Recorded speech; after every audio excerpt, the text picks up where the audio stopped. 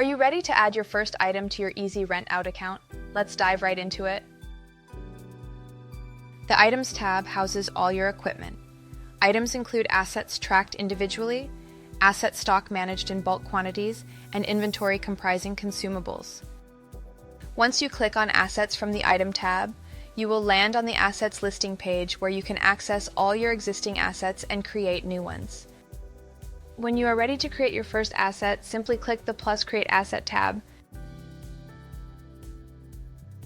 On the Asset Creation page, enter key details about your asset, including its name, identification number, location, vendor, and rental rates.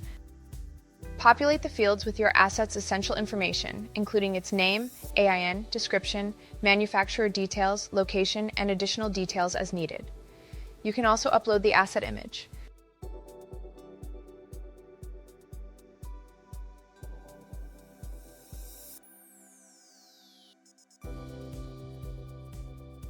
Set the rental rates for your asset under the Pricing section. Prices can be general, customer level, and even business level.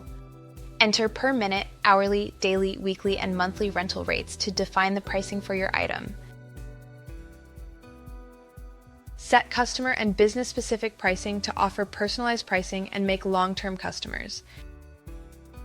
To set customer-level pricing for the asset, which means you can set prices suited to specific customers, just select the customer name from the drop-down and define the rates. You can also add the asset details or update an existing asset by importing its details.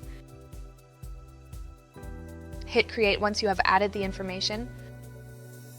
Your Asset Details page will look like this. This page will include all the details of the asset along with orders associated with it. You can service your assets from here, add them to orders, and print labels for them as needed. From the Asset Details page, you can update asset information and perform actions directly, such as changing its AIN or description.